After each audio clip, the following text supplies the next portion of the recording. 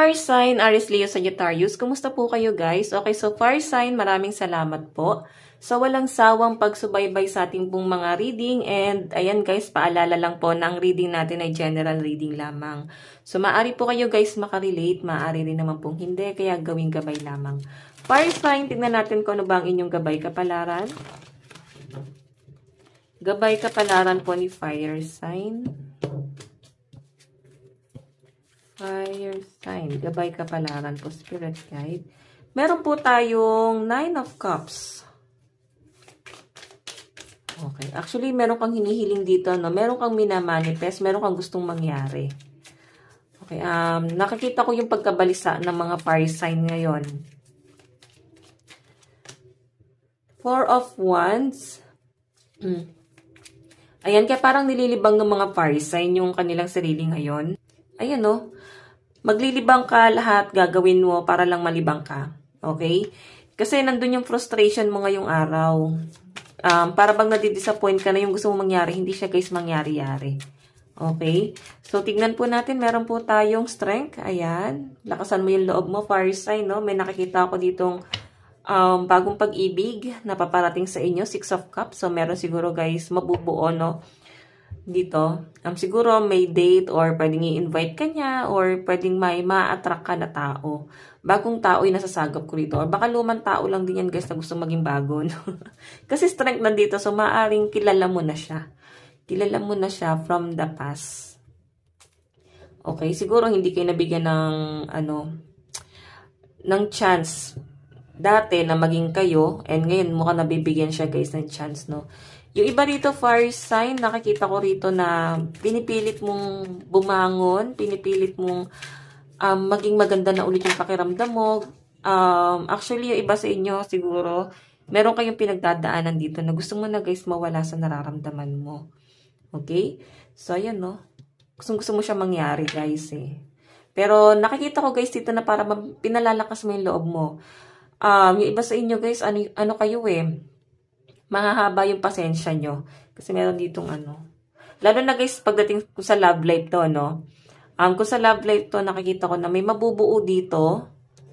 Pwede may magkakaayos. Or pwedeng relax lang guys na may nakita ko may maayos dito. May nakikita ko na para bang nagpipigil. Ayan. So, tingnan ka natin. Additional message po kay fire sign. Overall energy, spirit guide. Overall energy po kay fire sign. Meron po tayong Wheel of Fortune. Okay, so nag-overthink ang mga fire sign. Meron po tayong King of Swords. Oops. Meron tayong Two of Swords. Actually, yung iba sa inyo naguguluhan ka. Okay, may mga decision kang gagawin ngayon. Naguguluhan ka, mag-stay ka ba or magle-let go. Okay, pinipilit mong maging malakas pero nakikita ko na parang nababalisa kayo eh. Parang may mga takot ka dito na parang sana wag mangyari yung takot na yon. Or hanggat maaari, fire sign, umiiwas ka sa gulo. Ayan no. Kahit na ikaw yung nasasaktan dito, umiiwas ka pwedeng sa connection mo sa mga friend. Yung iba sa inyo baka nabubuli kayo, hindi kayo aware no kasi sarcastic fire sign. Ayan, maaring hindi gano'n pinaparamdam sa inyo. So, pasensya na guys sa sound trip, no? May birthday sa kapitbahay. Okay. Ayan, sa mga naguguluhan dito, nakikita ko yung pag-overthink nyo ngayong araw. So, siguro kailangan mo makipag-social life, lumabas ka. Okay, ayan, no? Frustration itong nararamdaman mo, lalo na kung ikaw ay nandun lang sa comfort zone mo, siguro kailangan mo mag-try ng mga something new. Okay, magkaroon ng expansion sa buhay mo. Pagdating sa love life mo, tignan natin. Love life po ni fire sign. Okay, the moon. May nakikita ko dito guys, paglilihim. May tinatago sa inyo. Or pwedeng may nagtatraidor sa relasyon niya ng person mo. Okay? So, meron po tayong Page of Wands. Diba? Minamanipula guys, oh. Tingnan mo yung energy, Page of Wands. Okay, so guys, nakikita ko dito yung parang nababalot sa isang ilusyon. Stuck eh. Pero ang ginagawa kasi dito guys, para makarecover, nililin lang niya yung isip niya na okay pa to, mahal niya pa ako. Para makarecover siya, para makamove on. Kasi nandun yung frustration guys. So, na para bang nakakapit pa rin. Nakakapit pa rin kahit na nararamdaman na para bang pawala na. Okay? So, tingnan mo guys yung energy ng person mo rito. Actually, yung frustration ng person mo naman dito, guys, is patungkol sa pera. Siguro nag-away kayo patungkol sa pera. Tingnan mo siya. Ayan, no? Pera, tapos may pagtatalo rito. Or pwedeng sa effort, sa mga sacrifice na ginawa ng person mo para sa'yo. Na-appreciate mo siguro siya ngayon. Okay? Or pwede nasusumbat niya. So, nandito, guys, yung Knight of Pentacles. Mabagal yung person mo, eh. Nakikita ko, guys, sa para bang nahihirapan kayo, guys, sa pag-overthink dahil nga mabagal kumilos si person. Or pwedeng si person tong nag-overthink ngayon. Okay, may nakikita ako dito fire sign na may nag-hold back pa rin. Yun nga, binabalot yung sarili sa isang illusion para hindi maka-feel na para bang ayaw tanggapin sa sarili na ito na yung sitwasyon. Okay, ito na po yung sitwasyon, parang wala na, nile-let go na, para bang nililin lang yung sarili na hindi okay pa, ganito, ganyan. Okay, ganun yung ginagawa para makarecover. Okay, so actually, fire sign, tignan mo page of wands. Kaya mo namang mag-recover kung ikaw ay nasa healing process or itong person mo. May nakikita kasi ako nag-heal dito. Para bang yung iba naman dito guys, parang parehas nyo namang mahal yung isa't isa. Gusto nyo naman po yung isa't isa. Pero nandito kasi yung the mood. Parang nagpipigil. Okay? Pinipigilan mo yung sarili mo or nagpipigil si person. Actually, parehas kayo. Tingnan natin. Pagdating naman po sa katarahan. Ayan. Ito palang card. No? Kaperahan po ni fire sign. Kaperahan po spirit guide.